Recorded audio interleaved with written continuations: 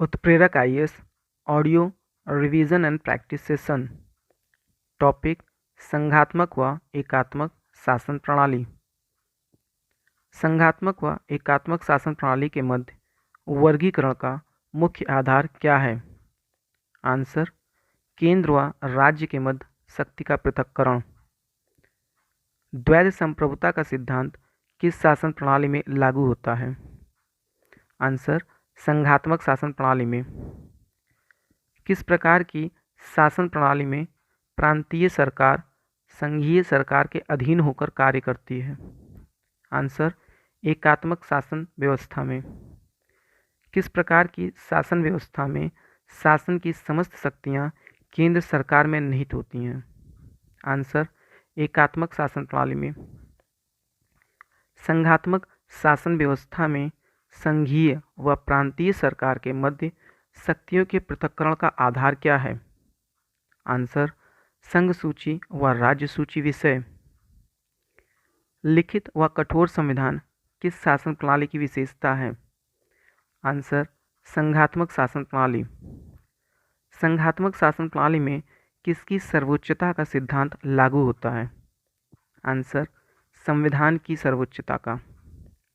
मुख्यतः अलिखित व लचीला संविधान किस शासन प्रणाली की विशेषता है? आंसर, एकात्मक शासन प्रणाली की। एकात्मक शासन व्यवस्था में किसकी सर्वोच्चता का सिद्धांत लागू होता है?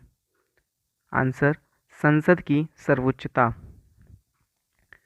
द्विस्तरीय सरकार मुख्यतः किस प्रकार के शासन प्रणाली की विशेषता है? आंसर, संघात्मक शासन प्रणाली। स्वतंत्र व निष्पक्ष न्यायपालिका किस प्रकार की शासन प्रणाली के लिए अनिवार्य है? आंसर, संघात्मक शासन प्रणाली के लिए।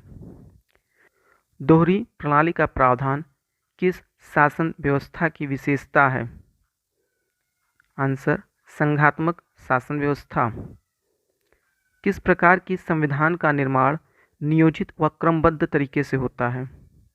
आंसर, लिखित संविधान का।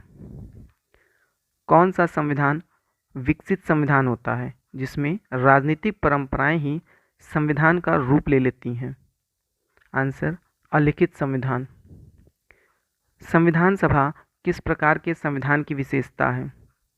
आंसर, लिखित संविधान जिसमें संविधान का निर्माण किया जाता है। अमेरिका के संविधान सभा का गठन किस सम्मेलन में हुआ था? आंसर, फिलाडेल्फिया सम्मेलन 1787। भारत के संविधान सभा का गठन किस योजना के तहत हुआ था? आंसर, कैबिनेट मिशन योजना 1946।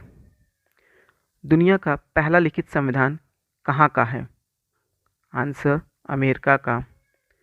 अमेरिका, भारत, फ्रांस, जर्मनी जैसे देशों में किस प्रकार का संविधान है?